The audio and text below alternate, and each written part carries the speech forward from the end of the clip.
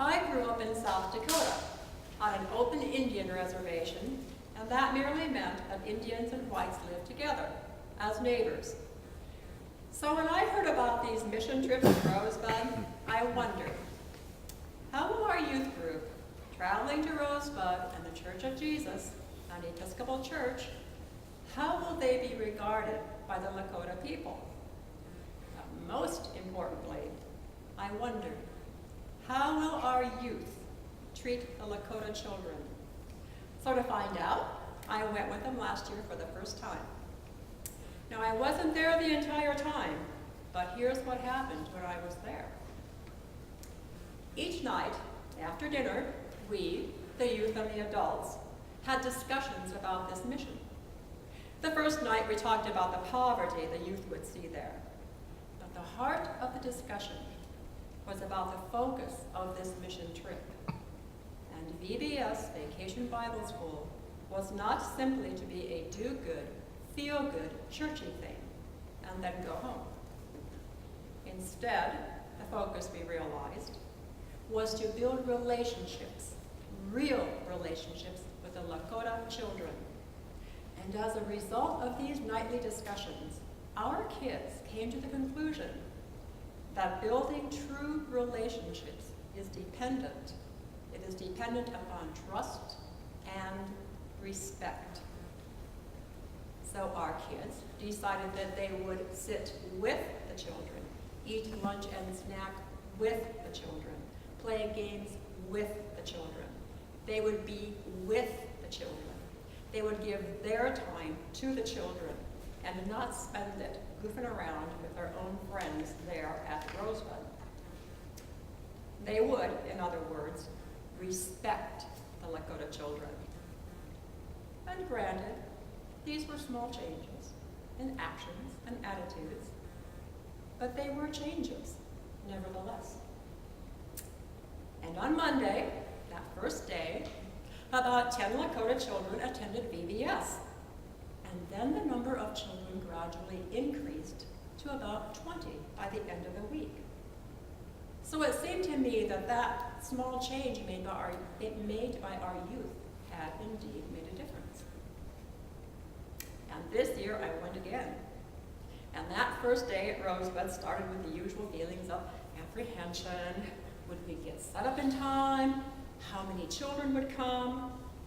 Are there other churches running VBS at the same time as ours? And will any children want to come?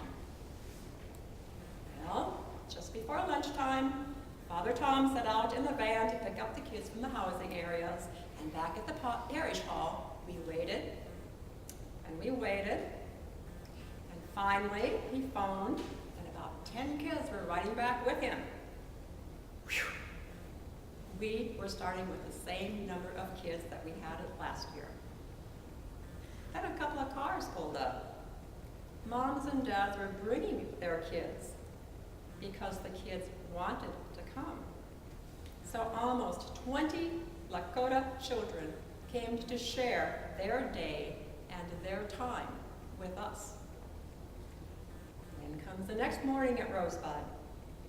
And again, we started the day just a little bit apprehensive. How many children would attend today?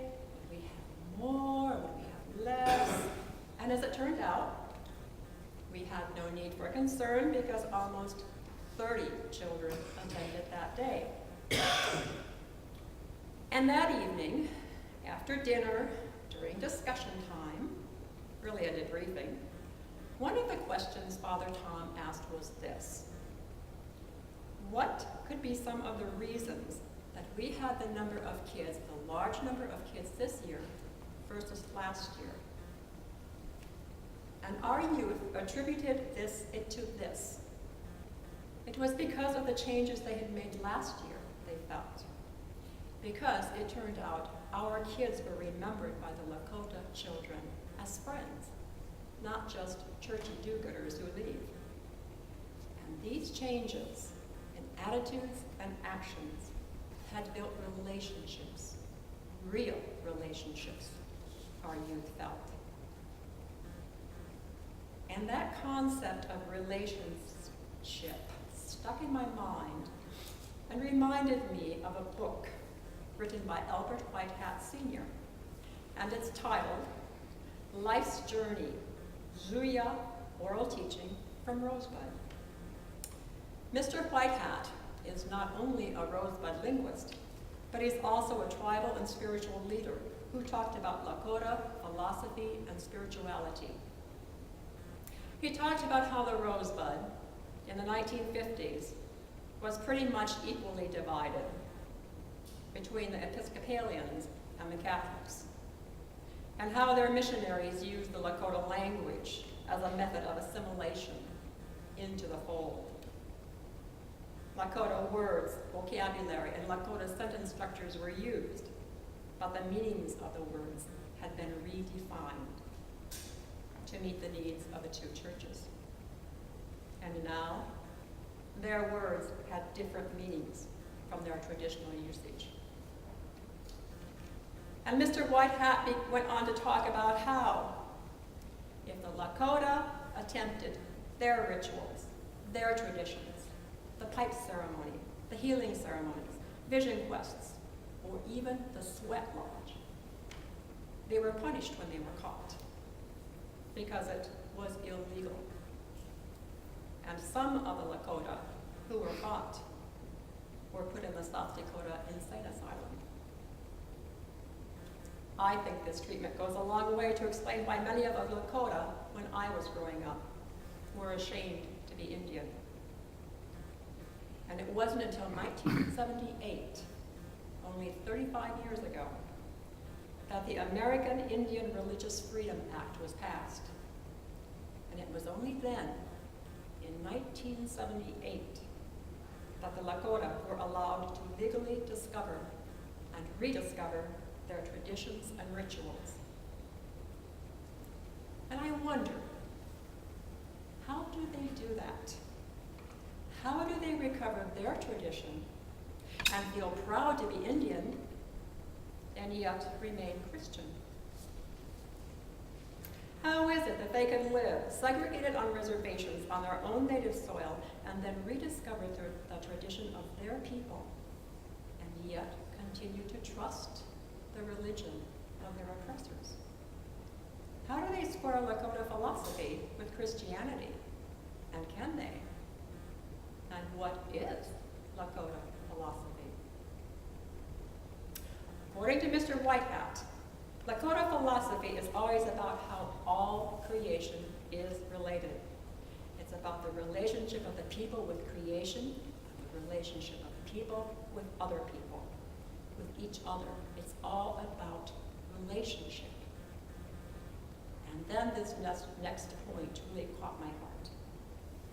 The worst things, he said, for the Lakota, the worst thing you can do to a person is to pity them. Pity destroys equality because it's a way of putting a fat person down and you above them. And in Paul's reading today, in the epistles, he said something very similar to that. He said, get rid of that notion that some of us are above others, better than others. Get rid of it, he said, because we are all equal through the love of God made evident in Jesus.